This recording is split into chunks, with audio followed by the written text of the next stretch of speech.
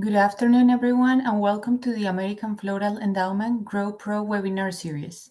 I'm your moderator, Melissa Munoz. I'm a member of the AFE Young Professional Council, and I'm an assistant professor in the Department of Plant and Environmental Sciences at Clemson University.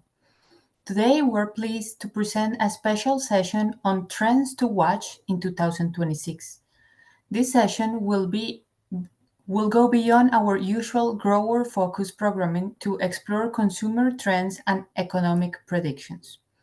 On behalf of the Endowment, I'm excited to be part of the AFE Grow Pro webinar series that features a new topic every month presented by an industry expert. The webinars are free to everyone thanks to the generous support of AFE sponsors. The views and opinions expressed in these webinars are of those of the speakers and do not necessarily reflect the views or positions from the AFE. As an independent nonprofit, AFE cannot endorse any specific product or opinion. This session is sponsored by Metrolina Greenhouses. Metrolina Greenhouses is an industry-leading family-owned and operated wholesale greenhouse producer of ornamental plants, including annuals, perennials, shrubs, and trees. If you would like to learn more about our sponsor or are interested in becoming a sponsor for a topic, you can find that information on AFE's website at endowment.org/growpro that you will find also in the chat. Today's session is presented by Dr. Charlie Hall and Melinda Canute. After the presentation, Dr. Hall and Dr. Canute will join us for a Q&A session. So feel free to submit your questions through the Q&A feature or the chat at any time. We will answer as many questions as we can by the end of the hour. Any unanswered questions may be answered through a separate email exchange. This session is being recorded and will be shared through the AFE's YouTube account. Through YouTube's accessibility features, you can access closed caption in other languages. To get us started, I would like to share a little bit more about today's expert speakers. Dr. Charlie Hall is a professor in the Department of Horticultural Sciences at Texas A&M University and is also holder of the Ellison Chair in International Floriculture. Dr. Hall's major areas of specialization include innovative management and marketing strategies, financial analysis and benchmarking, and the situation/outlook for nursery and greenhouse crops. Dr. Canute is an assistant professor in horticultural science at NC State University. She specializes in innovative management and marketing strategies to investigate consumer attitudes and behaviors for horticultural crops, both edible and ornamental. Dr. Canute also oversees AFE's Sustainable Bloom program. Dr. Hall and Dr. Canute, welcome and thank you for presenting today on trends to watch in 2026.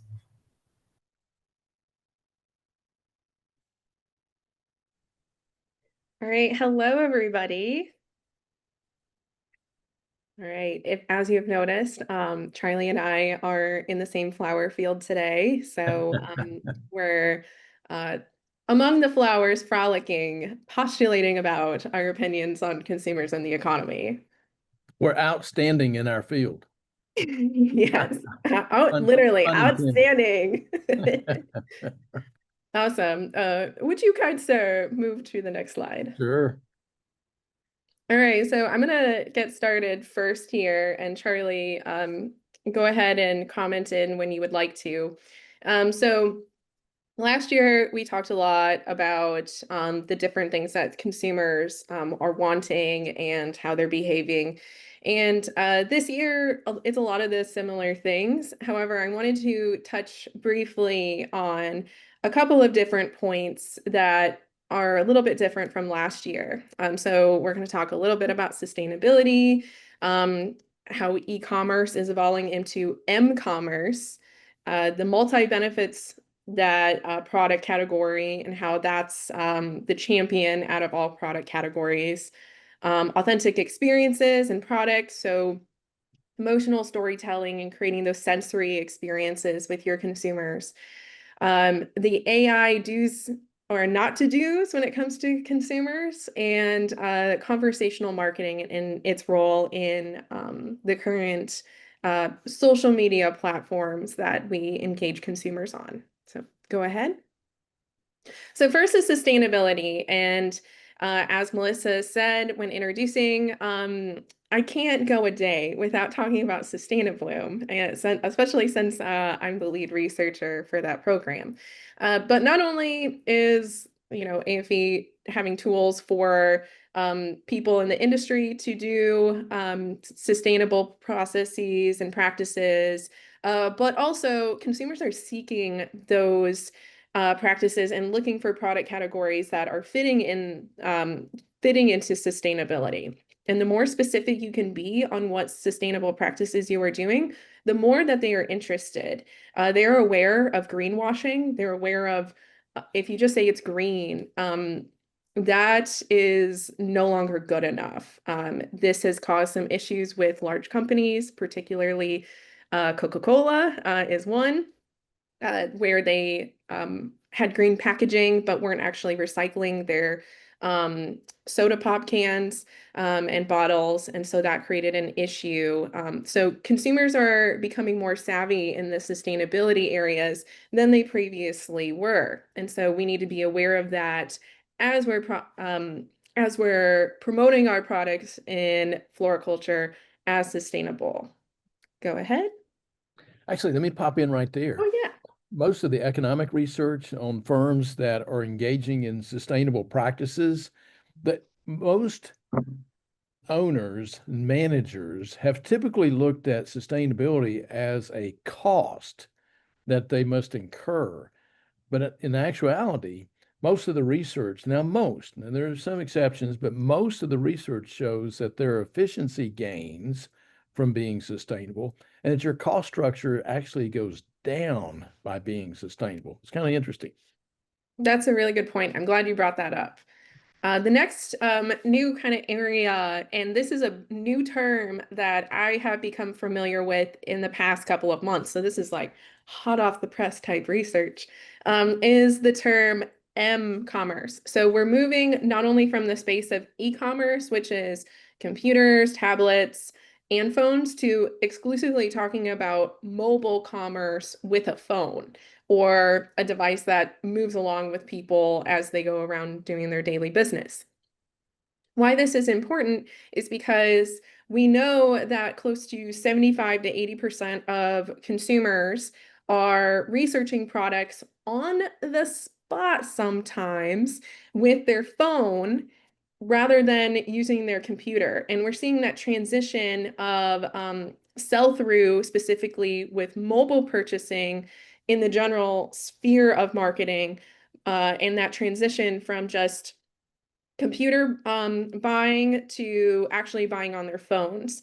And so as we talk more into the future and when we think about our marketing, it has to be mobilely accessible. It has to be able to be seen on a phone and potentially, and I would encourage you to think about it, to be able to be sold via mobilely as well. So your platform for transactions, your platforms for communicating your advertising and your marketing, it needs to be accessible on phones because of m-commerce. It's overtaking e-commerce as not quite yet, but we're seeing that progression in that direction.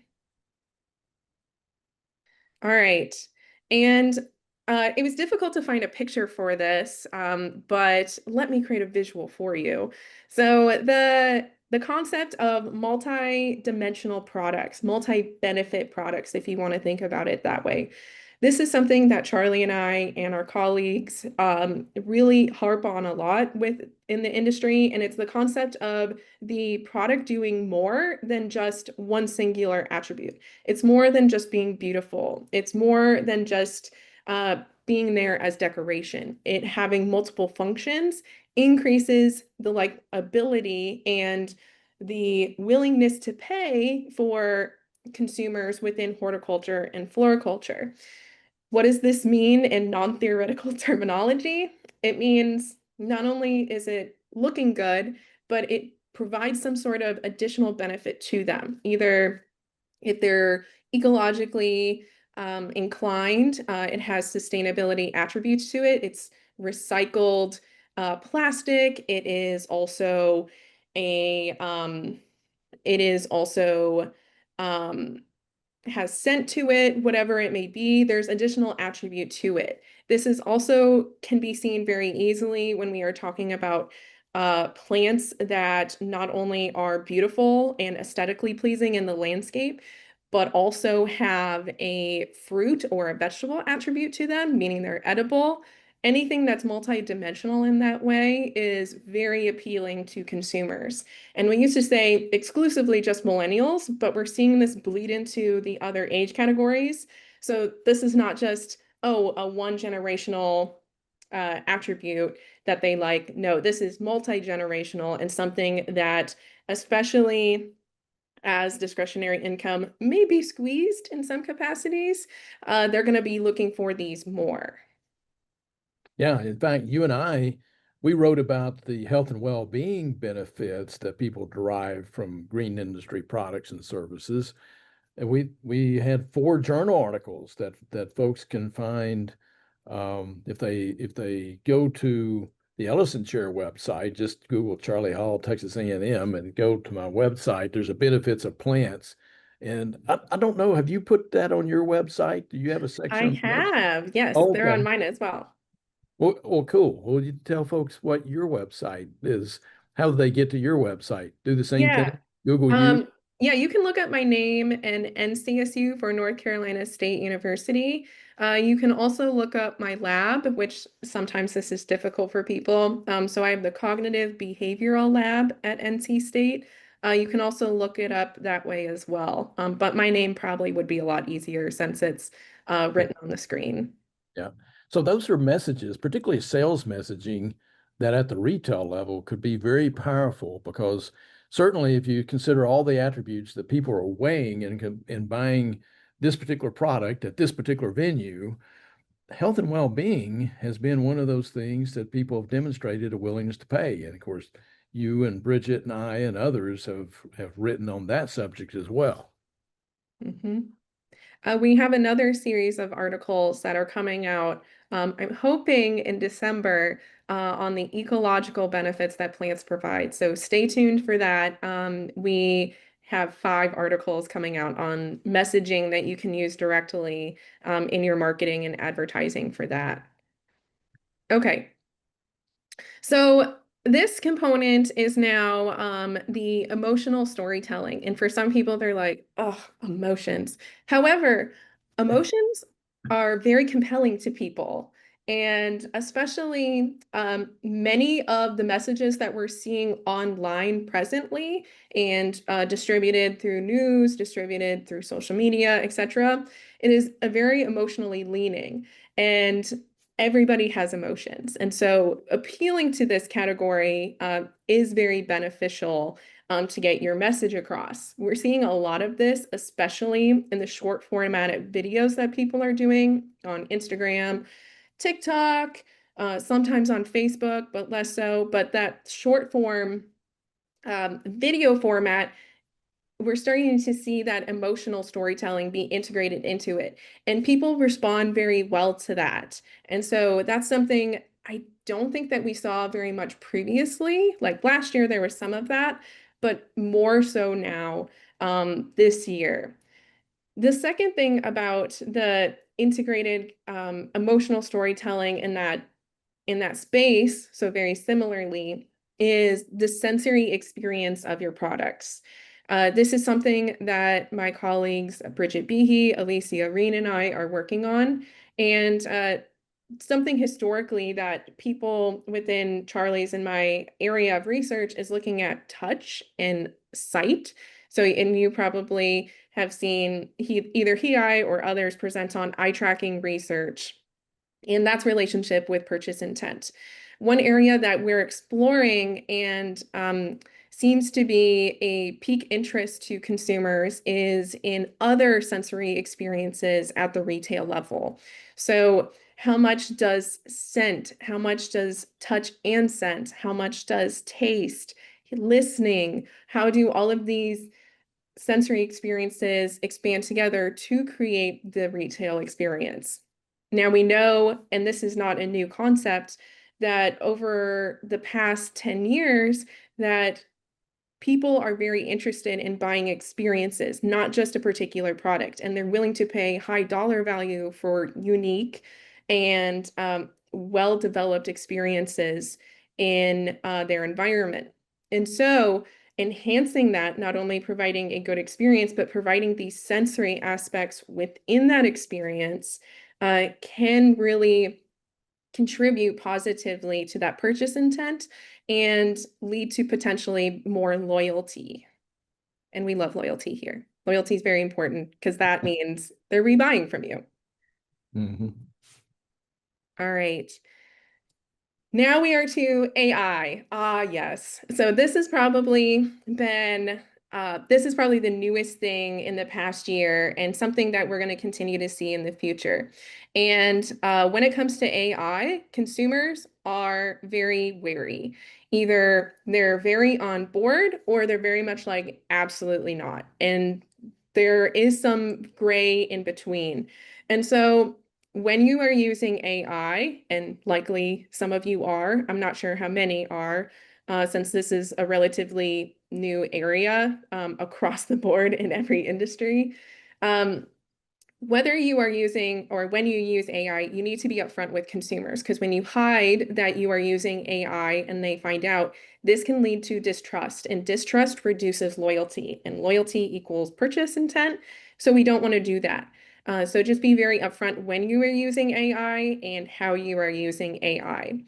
Something that is very pertinent on the consumer frame is not only knowing when something is AI generated, but also how it's being used. So if you are gathering data from them in their experience. So this is a brand new terrain for us, or you could say field. It's a brand new field for us in floriculture. And just something for you to keep in mind as we go forward is not everybody is on board. And when you are using it, you have to be very upfront that you are using it because we know we as a general culture are not very certain about it. Yeah, the whole debate about AI, it reminds me of painted poinsettias. And I mean, there's some people who absolutely love it, and there's some people that absolutely hate it. And this bipolar view of AI has been kind of interesting. But it still comes down to value, relevancy, and authenticity. The three-legged stool of success within our industry is we have to be authentic in how we're applying those AI applications. It's a good point. Okay, and so then the last consumer-related topic I wanted to touch on was conversational marketing. So this is in the same vein as emotional storytelling. You see this a lot on social media platforms now, but it's different. So it's not just telling a story and appealing to the emotional side of people and either be a big tearjerker or be hilarious or whatever it may be. But this is actually holding conversation with consumers. Conversational marketing is very similar to the personalized marketing space. So if you're sending personalized emails that say, hey, Charlie, we have this new sale going on, and you're sending emails like that, that personalized marketing is in the same area as this. And this is very interesting to a lot of consumers. And I say interesting as they're engaging with it a lot. They want to talk to the companies that they're buying from. They want to know what you're interested in, meaning what are your values as a company, when you are sharing videos or you're sharing pictures of what's going on with your products. They want to talk to you about it. They want to ask questions. they maybe ask questions about your website as well, but they want to hold a conversation with you. And I think that I don't have evidence for this, so this is a heuristic of mine. But I think going forward, conversational marketing is the new word of mouth. This is the new, instead of them coming into your store and having a conversation with your employees, instead, like the online reviews, they're having these online conversations. So this is their way of coming up and talking to a store employee, but it's in a completely different framework. It's online, it's not in person. But this is their way to try to connect, learn, and develop. Do I want to continue to buy from this company? Am I interested in buying from this company from the get-go? The irony is this is where perhaps some of the greatest opportunity lies for AI. Exactly. Yeah. So within that space, having those AI chatbots and, even just having those that can contribute to the conversational aspect of engaging with your consumers. So, all right. That's what I have on consumers. I talked a little bit more than I anticipated, which if you know me well, that's pretty normal for me to do. But I want to send it over to Charlie to talk more about the economy. Yeah, I was just checking the chat box real quick to see what was written Oh, while you good were idea. thinking. And then Marguerite talked about the Apamea Treasure Island series of sweet potato vine, decorative and edible. So that goes back to Yes. the multifunctional dimensional, well, that's redundant, but the multifunctional aspects of that particular plant. And then there is a link to your eye tracking data that's in the chat box. So I just call everybody's attention. Yeah. And we got something in the Q&A. Let me open it real quick. What percent of Yeah. the market is engaged in mobile commerce? So I'm the comment or the question can be taken two different ways. What percent of businesses are engaging in mobile commerce, or what percent of the market is buying in mobile commerce? So I'll try to answer both. From past research that we have done of general horticulture firms, from our National Green Industry Surveys, we know that it's about 30 to 40% of the horticulture general market. Now, floriculture is built into that, so you can take from that what you will. We don't know specifically for floriculture firms how many are doing that. For the percent of consumers that are buying mobilely, it's close to 70–80% of consumers are. And you can think about that, just think about generally how much you buy online, or I should say just generally how many people buy on Amazon, how many people buy through social media, how many people buy DoorDash in different aspects. These are all things that are done on the phone, and it's quite a few of the consumer base that is doing that. Yeah, it really is interesting to see who is adopting m-commerce versus who isn't. I know I'm tethered to my laptop, and I very rarely purchase anything over my phone. But my wife, she's got the iPhone Max, of course, and so it has enough screen area. She never uses that brand new MacBook Pro that I bought her. She's always on her phone buying stuff. So I'm gonna quit buying her laptops and just Buy her more iPhones. yeah. Which she's got her eye on the 17 Max this time. So Wow. it looks pretty cool. All right, so let's make a switch here. And of course, Melinda, you were talking about all the elements that affect, well, not all, but many of the elements that affect consumer behavior. And if you go all the way back down to supply and demand, where the rubber hits the road, it really comes down to one of the main factors affecting consumer demand is whether they've got the incomes to buy stuff. And so that's the top portion of this graph here on the top left is personal disposable income. And then the bottom is personal consumption expenditures. That's what PCE stands for. And so you can see that where my cursor is on the bottom, where the cursor is, we during the pandemic, we fell apart. We weren't sure who was essential or who wasn't. And then we had a V-shaped recovery because we threw $10 trillion worth of fiscal and monetary policy relief at the industry, not only our industry, but all industries, just to keep people engaged in buying and selling products and services.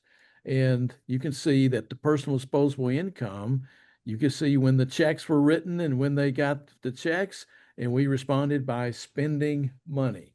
And since the recovery began, just shortly after we had that fall off during the pandemic, we've been very consistent in terms of buying stuff. That's what we Americans can do better than most other parts of the world. We can spend our money. That's not a problem. As long as incomes are rising, and you see the correlation between incomes rising and us consuming.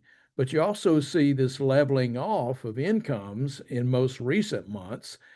Thus, you see the leveling off in terms of consumer expenditures. So this particular photograph here is AI generated. I asked the Sona or Sora part of ChatGPT, the OpenAI software. I said, I'd like to have a photograph of a youngish consumer contemplating the purchase of flowers. And I think it nailed it, right? And of course, that's a pretty stern, I don't know if it's stern, but she's really doing some serious contemplating there. And so I imagine that that's where we're at in the green industry right now. Now, how do I know that? Well, you see this leveling off here. Well, that leveling off has occurred with flower seeds and potted plants. Now I got to move my webcams over here so get out of the way. So this is our purchases. This is actual GDP data. The Bureau of Economic Analysis collects all this, and this is the table that I reference right here. You can look it up yourself, and everything, it was put in 2012 dollars. Now enough time has passed. It's everything is chained to 2017 dollars. So these are real personal consumption expenditures, meaning they've been adjusted for inflation. So you can see right here, and actually my arrow is slid over a little bit. So let me back up here, go here. This would drive me crazy. I got to move my arrow right there. Okay, now life is back in order. So this There the you go. pandemic started. And the red line here is the 12-month moving average where my cursor is. The black line is simply a regression line that's fit through the data.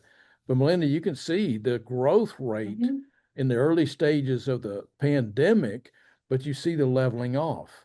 So in 22 and 23, when we first started dipping in 22, that's when I thought, all right, we're going back to the trend, because that's what we had done since 1948. Anytime we had an economic contraction, people staying at home more, buying more flowers, shrubs, and trees.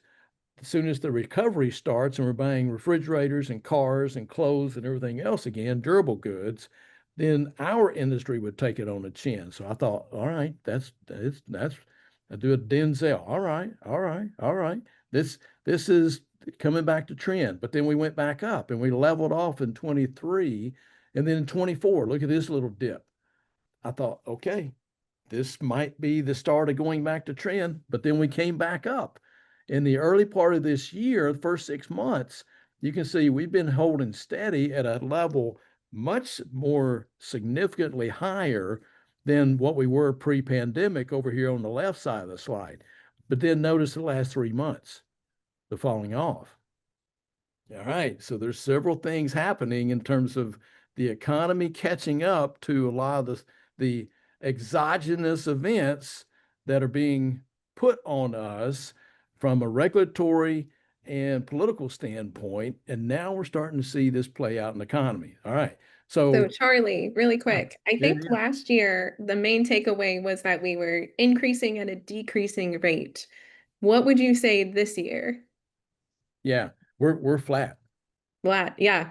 That's We're still growing, but we're back to growing glacially, right? like pre-pandemic. Yeah. Yeah. And we have folks online, particularly we have growers and retailers both online today. There are growers that sell in multiple states because of their size, and you got to drill down to the state level in terms of the performance within those states. And, you know, we're still somewhat weather contingent, so weather's not the same in every state. And so there are those factors that are affecting the marketplace. But by and large, we're flat, but just barely increasing. But again, you got to go back to monthly data. We may end up the year flat with what it was last year, but for the last 3 months, Very it's true. gone down. Now we always have a little bit of a drag in the late summer months, right? That's just par for the course for our industry. And you can see it back through here, not every year, but most years we have a little bit of a drag, but not that. Now that's a drop off right there. And this is August data. Wait, yeah, no, this is through July. Well, I didn't update that part, but this is incorporating August in this chart right here. Okay, so this is hot off the press, straight from the Bureau. Yeah, hot off the press. Yeah, literally hot off the press. Yeah. Right? It's October. And since the shutdown, we're not getting any data, right? And that's for an economist, it's not just affecting me as a professional, it's affecting business decision making. And that's the hardest thing about a shutdown. And when you don't have data, like we didn't get the labor report this month, right? And it's been a lot of attention placed on that labor report over the last 2 months since the president fired, you know, the head of the Bureau of Labor Statistics. And so there's a lot of concern about the validity of that data. But I know some of the folks in BLS. I've called and talked to them over the data before, trying to find shrub and tree information and so forth. And they are committed to providing factual, timely, accurate data. Good. There's no question in that. And they don't like the politics any more than anybody else does. So anyway, that got me started on my soapbox then. Sorry. I was trying to get like a snapshot on like, you know, what's the takeaway? So sorry about that. Yeah, no, that's good. Now, GDP in the first quarter of this year, do you see this big red right there? And then the second quarter, we had a bounce back. Well, we had a, you know, during 2020 and on back here, we had, you know, a decline and we had a bounce back. And this decline this time, was it because the economy was slipping into recession? Not necessarily. Let me explain that. So we had strong growth right after negative growth. Well, what was causing that? Well, it's the net exports, because you got business investment, consumer investment, the government expenditures, and then the balance between imports and exports. That's net exports, and whether that's positive or negative. Well, in the first quarter, you see this purple that's going way down right there. That's exports, and we were importing. Well, why were we importing so much in the first quarter?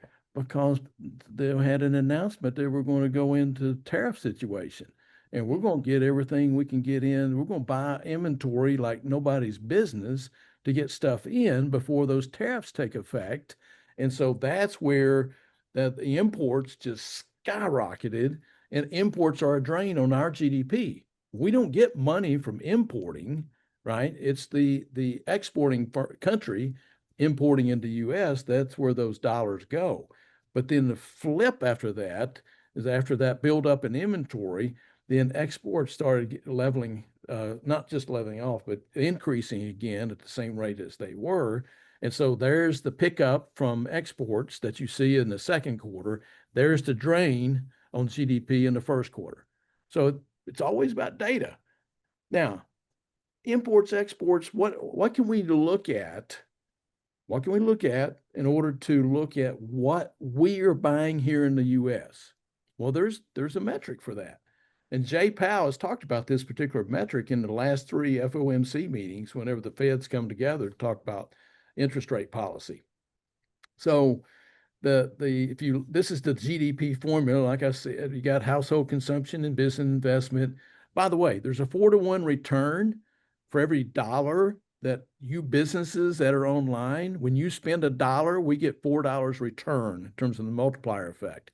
When you and me and everybody else spend $1, we get a 2-to-1 on average in terms of economic return. So that's why business investment is so critical. Now, government investment can be very impactful as well. Just look at the Bipartisan Infrastructure Act and the fact that the growth rate that we saw all during the Biden administration, despite what the other side of the fence was talking about, this side of the fence, the policies that were put into effect, the CHIPS Act, Bipartisan Infrastructure Act, they were working, right? The economy, let's go back here. The economy was, look at this. Does this look like recession? Heck no. But that's what we were saying, that everything's going to heck. We were being told that everything was going to heck in a handbasket, and that's not the case. That's why data is so daggum critical, right? This is why we spend so much time putting together these data and analyzing the data.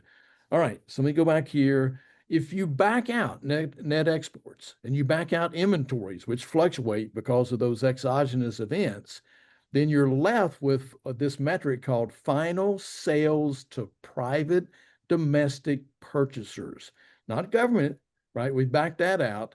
So it's what you and I and businesses and consumers are spending, and that's a pretty good metric. And that's what we saw over the last several quarters. You see it declined in Q1, but while GDP was negative, if you back out those exogenous variables out of the calculation, then you're left with this particular metric, real final sales to private domestic purchasers, and it was still at 1.9%. Well, anytime you get close to 2% growth, you're going to raise the flag in victory. And that's what we saw right here. Q2, there's the gain that we had from that. So here we are. People are still buying. It's leveling off, but we're seeing some pressure from tariffs. Now, the good thing, I don't know if it's good or not, we learned a heck of a lot of lessons during the pandemic, and we metamorphosized our supply chain in a hurry. We took a 4-decade supply chain that we had been perfecting and developing this just-in-time delivery, et cetera, and we're creating a lot of upheaval with tariffs. We're messing up trade relationships big time.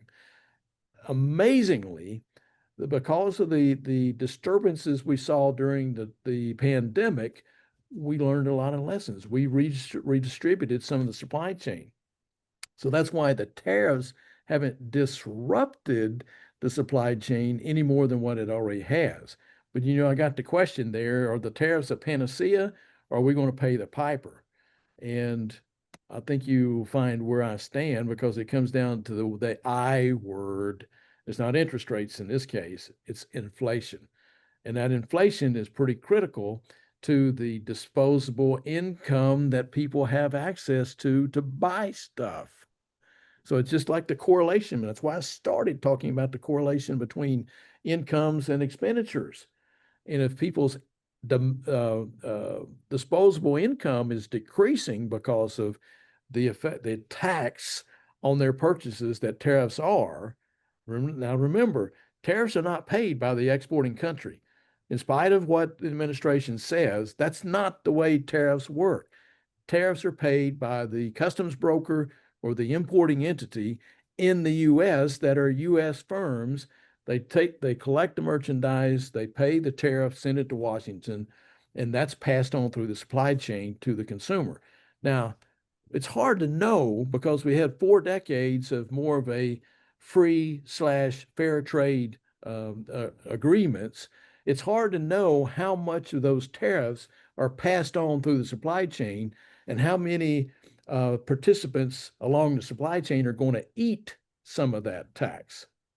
Right? So they don't have to pass it on. It's not a law that they pass it on. But in general, if your margins are being eaten into because of tariffs, you're going to pass it on to the customer, and the final customer is the end consumer. As homeowners, as buyers of food, flowers, shrubs, trees, that's who's impacted. We have less money to spend on those things. So that's where you see the dropping off there in terms of expenditures. Now, the cost of things, remember I just said that tariffs increase inflation. And you can see it in recent, you see the inflation during the pandemic. You see the effect of the policy making, which just happened to be through the Biden administration because that's who was in control. But it was a bipartisan infrastructure act and the CHIPS Act that was lambasted, but that has it created a lot of economic growth, and the interest rate, the movement of interest rates up, put the quietus, that's the technical term, put the quietus on inflation, and you can see that the Fed's policy and now it's a blunt instrument, but the using interest rates to curb inflation, it worked, but it's still above this 2% target down here. And this year, you can see the increase in inflation. Now, you would have thought when I just said this a while ago that inflation would be jumping out of the sky, but all right, Charlie, you said that, but where is it? Well, remember, people were buying in imports at a cheaper price, and that was a drain on Q1 GDP. Those inventories that they bought at the lower price, that's what we've been selling for the last 6 months, is drawing down those inventories. So we haven't been buying more expensive products in the short run because we bought all that inventory, and we've been selling off of that inventory. So those inventories are drawn down. We are now to the point where we're starting to see it in inflation numbers, right? So there's a lag there, and folks are saying, "No, you guys are just you're saying the sky is falling, right?" And no, just give it time for this to play out. Just like I said, when we started raising interest rates, it's going to take a while. There's a 6-month lag between raising interest rates and inflation going down. Well, you see it in the data, just like I said.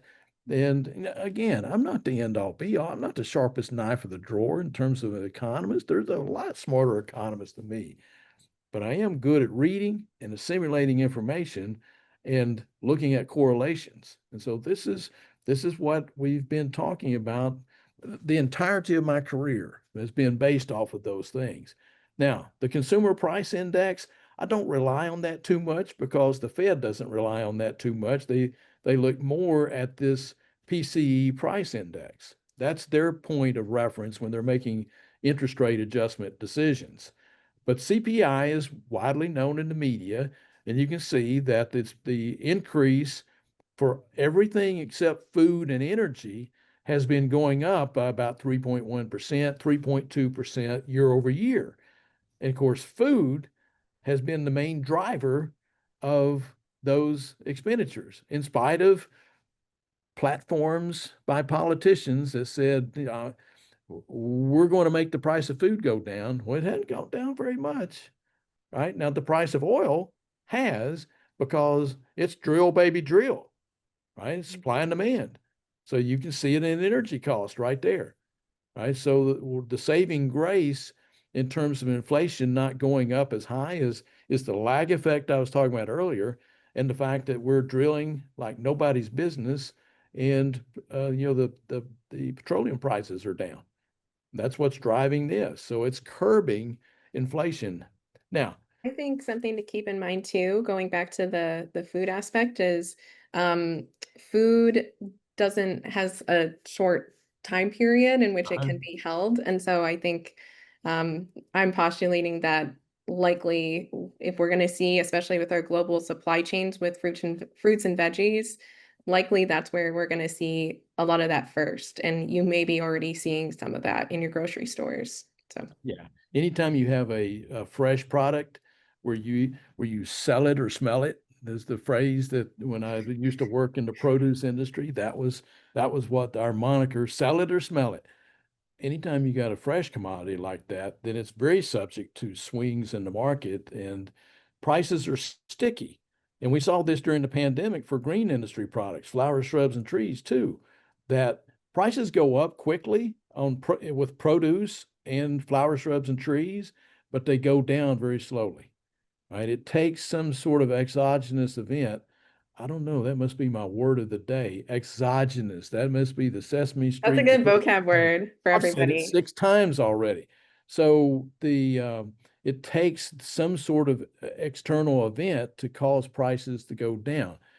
And prices go up, they're sticky, they go down slowly. They go up quickly, they go down slowly.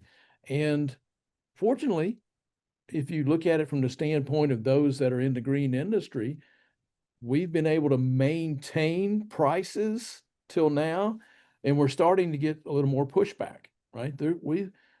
I don't know how much more runway we have to raise price because we're starting to get pushback. Now, everybody that's online, you can ask yourself, how much pushback have I been getting on price? Everybody should be monitoring that. And I sometimes will have folks that have come up to me and said, Charlie, my customers are pushing back, which I reply, well, how many are pushing back? Have you not always been in a situation where there's somebody always complaining about price? And they may be a little more vocal, but you always have about 14% of the market, 8 to 14%, in which they are strictly price conscious. You're always going to have those customers. So I guess my pushback is, how much pushback are you getting regarding price? But because there's still a need, and this is what I released earlier mid-year in terms of my projections for how the inputs that we use to grow flowers, shrubs, and trees, how much they are going to increase over the next year and into next year. And you see, I got 2 columns for 2026. It was because, Charlie, you can't make up your mind. What are you doing, dog?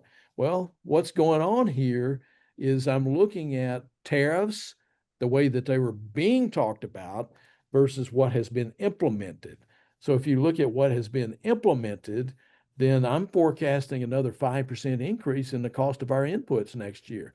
If tariffs, we just had another round of rhetoric about China and raising tariffs on China, and you saw the effect on markets. I don't pay much attention to the markets. They've already priced in a bunch of that stuff. But the 2026, if that were to go into effect, then prices may increase from 9 or 10%. Now, this is at Cultivate. I also had, wait a minute, I don't know where my red numbers went down here. There's down to the very bottom for the first column, there's 3%, and the bottom of the second one is 7%. I don't know where those are, but it should be a big old 3% right at the very bottom. Because if you look at labor, our primary input in growing flowers, shrubs, and trees, 44% of the weight of my index is tied up with labor. And of course, H2A rates have been elevating domestic wages, and that cycle, we've been playing that out over the last 5 years. The index has increased by 22%. And a lot of that's been driven by labor and the wage rates. So we just had a new ruling, a new interim final ruling. I thought I played with words a lot, but we had a new interim final ruling on the calculation of the adverse effect wage rate. So there's going to be 2 different wage levels depending on skill levels and the first one is basically going to make it, it's going to turn back the clock a little bit, but the higher skilled, higher wage rate is roughly where it is now, but you get an adjustment depending on whether you're providing housing. So you can deduct some of that housing from your wage rate because that's another perquisite that you're providing. So I'm not an expert on that policy. American Hort just had a webinar on that where they had their attorneys that were talking through all that. We'll see how it plays out. Some states, even though the adverse effect wage rate goes down, they're still tied to this. You got to pay the higher of the state wage rate, the federal minimum wage rate, or adverse effect. So there's some that the adverse effect is going to go down, but they're still going to have to pay the state minimum wage. So labor, we may get a reprieve on labor costs in 26 that'll push it closer to a net 3% in terms of our input cost.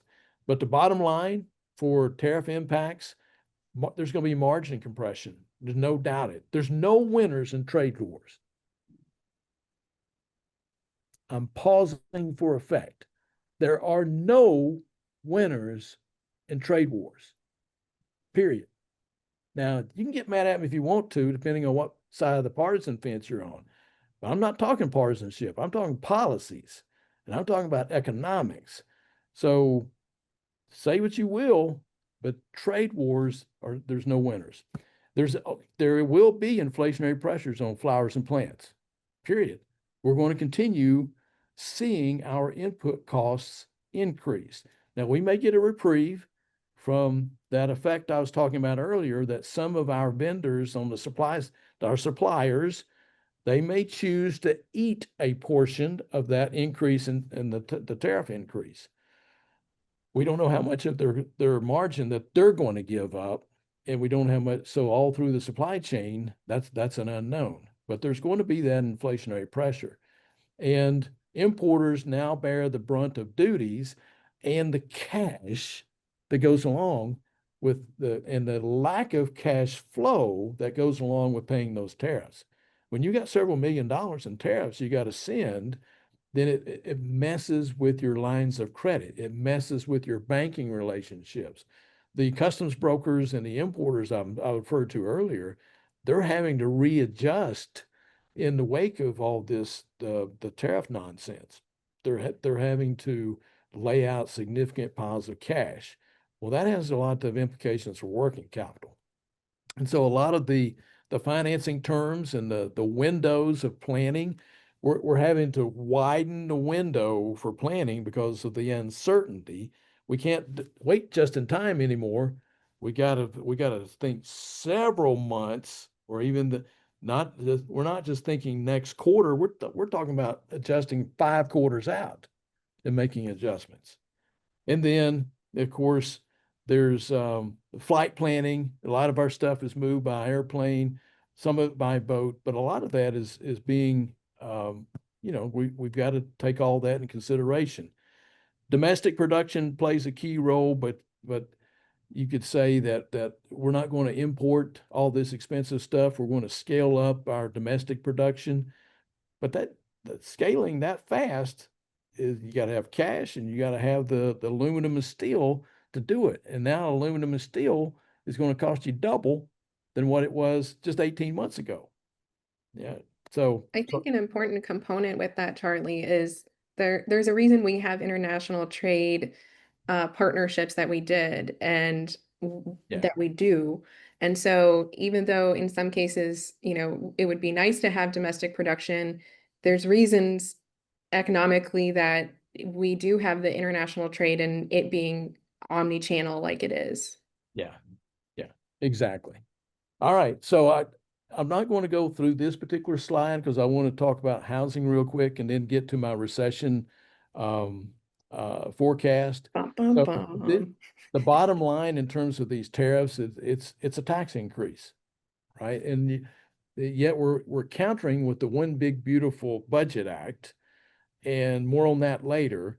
But this is one of the largest tax increases we've ever seen in this country, the net effect of these tariffs. And so are we going to be able to reduce the tariff effect by reducing people's tax obligations? Well, it depends on which bracket you're talking about. Enough said there. All right, housing. You've heard me say it before. You've seen this population slide. There's all these millennials and Xers, not millennials and Gen Zers, that are going to need a place to stay. So the oldest millennials, 44 years of age, they represent 38% of home buying. That may have gone up a little bit, but that's the latest data that I looked at. So housing's been, the starts are up slightly. They're growing just glacially, but permits are down because housing costs are up 40%. This is the effect of tariffs on the housing industry. Builders are having to spend 40% more to build a home. And the young first-time home buyers are kind of thwarted by the expense of those home prices. And they've been going down. Because of the demand for housing during the pandemic, inventories are low, but it's climbing. And household formation is slowing. Now look at this stat right here. By 2028, the number of people passing is going to exceed the number of people being born. Huh. GDP is a function of the number of people working and productivity, on the other hand. So if you have a demographic variable where the number of people are declining and you're having declining immigration, fewer people working. Is AI and all these other tools are going to impact productivity to offset the fewer number of people we have working? It's an interesting question. Call me up in 20 years and we'll have a discussion on that. Right? We're talking about some major things happening in the long run. So the price increases have slowed. Mortgage rates are coming down slowly. 5.5% is that tipping point. Once it gets below 5.5%, then we're going to see more. We're going to see a jump in people buying homes. How do I know that? Because we asked them. And this chart is basically proving that 5.5%. So is the recession imminent? Well, you've heard me show you, and you've seen me show you charts about a recession before. The 6 indicators that the National Bureau of Economic Research uses to declare that we're in a recession, 3 of them are negative, right? But they're only slightly negative. So I'll have to put that in the no category, no recession. The 4-week moving average of unemployment claims, those are increasing, but they're not at the level that we economists generally agree, about 400,000 claims for the 4-week moving average. When things get over that, that's when we know we're in recession. That's kind of one of those indicators we look at. The financial risk in the industry that the St. Louis Fed looks at, it's not really showing the same risk that we saw during the Great Recession for sure. The Chicago Fed, the National Activity Index, which you've heard me talk about, everybody online who's heard me, I've talked about this index. It's 80 indicators rolled into one. And so far, it's not at the level that's showing recession. And the yield curve which is the 10-year Treasury notes versus the federal funds rate, and Jay Powell is going to be talking about that this afternoon.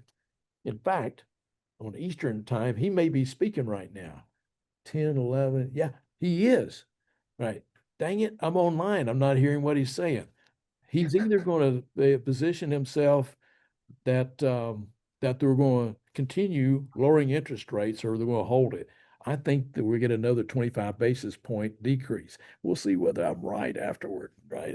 This is like Christmas for me. I'm waiting, anticipating. Lastly, the Christine Somm is a Fed employee that she has a model that's predicted with 100% certainty.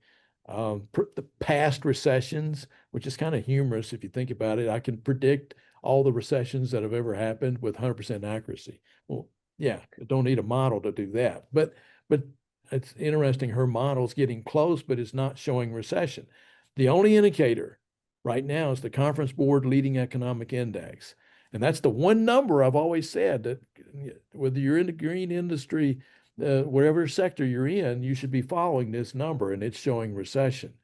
So if you ask economists, we'll assume our way out of anything, but if you ask the economists, the Bloomberg survey, the Wall Street Journal survey, generally there's a bound of 25 to 40%, the 45% likelihood of a recession occurring between now and this time next year. So it's not real high, but it's higher than what it was 3 months ago.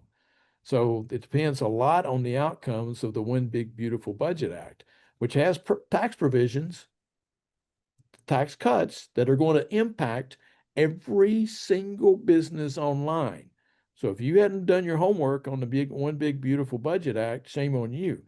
However, I'm here to tell you that you fast forward and you add another $4 trillion to our national debt and the influence that has on our interest payments portion of our annual budget, there's some rather disconcerting things that can happen 5 to 10 years from now unless we get that under control. That's one of the reasons why the tax cut portion is so disconcerting.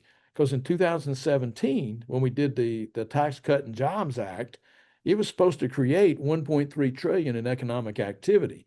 But what happened is that, particularly in corporate America, they took those tax savings and instead of investing in people and equipment, they bought back stock and they paid out dividends. And it had little effect on the economy, but it added 4 trillion to the national debt. Are we going to make this same mistake over again? That's the big question. But you don't hear those questions being asked right now. So, bottom line, we're right on time here. You got to be nimble. You got to be sharpening your pencil because of the inflationary pressures I just talked about. And as Melinda, you referred to earlier, you got to manage those relationships. You got to have an understanding of consumer behavior, and you got to put that value, relevancy, and authenticity trifecta. You got to put it to work in terms of conveying your value proposition. Because if you don't, you're going to lose out. And we've seen that in the wake of downturns, there's always shakeout in the industry, but there's also a lot of merger in the wake of prosperity times. You see that same shakeout, but it's in the form of merger and acquisitions, and we've seen that in the last 3 years in the industry. So I anticipate more of that, and so it points to sharpening your pencil even more. All right, so with that, I'll stop share and see if there's been any other comments. Melissa, are you managing the question board there? Yes, Charlie, I'm here. And before we jump into that, I would like to acknowledge that since this went a little bit longer, we usually cut by the end of the hour, but we want to answer as many questions as possible. So please, people, feel free to send them to the Q&A and chat. And actually, here in the Q&A, I have the first question for Charlie. How concerned are you about the rate of increase in some of the cost categories? Are they catching up with labor? Yeah. None of the other cost categories that are in my index of prices paid are catching up to labor. Labor has been the primary input that has been driving that 22% price or cost increase that we've seen over the last 5 years. The biggest component has been labor. Containers early on were, because containers were so much more expensive, particularly coming out of the Pacific Rim. And they're not cheap now, but domestic production has increased on plastics. So that's helped considerably. Plant protection products, I'm not worried about a significant increase there. I'm not worried about fertilizers. They're going to increase, but not at the rate at which labor has been. The pine bark and peat moss and so forth, that situation's always very fluid. I anticipate in and around the 3.5% increase there. It's been labor, even energy costs. Then in the index calculation, energy costs have been going down. So it's been labor, and if we get a little bit of reprieve on labor, just a little bit, it'll help tremendously in terms of that cost pressure that we're seeing on inputs. All right. So I have a couple of comments also. I think one of them was related to what Melinda mentioned in the decorative and edible portion of the story. Somebody mentioned like Ipomoea Treasure Island series of sweet potato vine. And also, we have another comment. The recent mid-year drop-off seems to correlate with our observations that June, July, August are generally non-flower months, in contrast to 20 years ago. And also, Eric Fernandez mentioned about your concern, Charlie. Powell's speech indicated more Fed interest rate cuts in the upcoming meetings, and that the Fed may stop shrinking their balance sheet. Yeah. Well, that was the expectation, and not only this month, but probably next month as well. And then probably 2 rate decreases in the first quarter of next year, at least by the second quarter. So we're going to start seeing again some mortgage rates are not perfectly correlated with the federal funds rate. So I don't want to imply that, but we'll see mortgage rates starting to come down a little bit too. And when it gets to that 5.5 range, that tipping point is going to kick in and there's going to be more people buying and selling houses. And the housing industry is 18 to 20% of GDP roughly year over year. And so that's a big chunk of economic growth that could occur during that time period. But a lot of it, it depends on how much the inflation effect, the lagged inflation effect that I was talking about earlier, if that starts eating into personal disposable income, then you've got products that are going to be more expensive and eating into incomes, less capability of purchasing, less likelihood to purchase. We could be in for an interesting ride there. So that, but again, it's that threat of recession is where it's a static estimate at this point. And when you look at the forecast and you look at how the tariffs would play out, the effect of interest rates, you know, so far the Fed has successfully navigated a soft landing, and they only do that 40% of the time. They've actually done a pretty daggum decent job. And some would argue that they didn't start lowering rates soon enough. All right, we always have to argue about that, and some of it's partisanship, but the point is that we're going to see over the next in 2026, 2027, 28, maybe in 29, we should see the short-term impacts on the economy working in our favor. So now's the time to go out and make the dollars and then be thinking about the long term. Where do I put those dollars in terms of my investments? How do I manage my working capital so that if things turn south in the 2030s, like the Bolio brothers at ITR Economics are forecasting a Great Depression type of contraction from 2030 to 2036. Well, if they're right, which I don't see all of that, but they're looking at demographics, they're looking at inflationary pressures. They got 5 different attributes that they're looking at and making that assessment, and they're pretty good modelers in terms of economic performance. So I got my eye on it.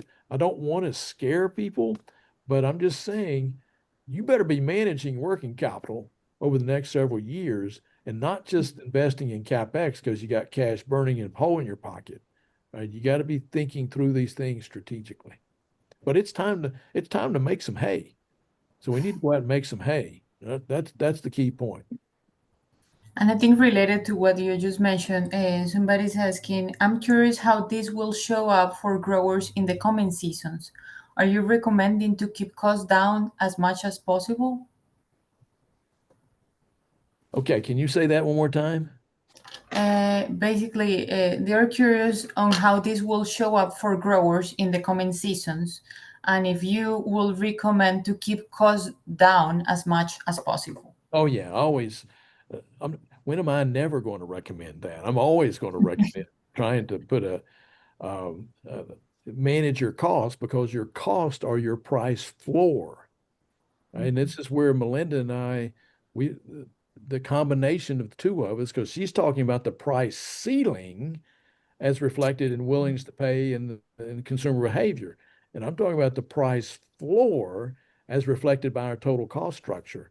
So if willingness to pay goes down and there's the continued pressure on prices, then we can maintain margins by looking at robotics and looking at AI and other things to bring our cost structure down and to maintain that margin.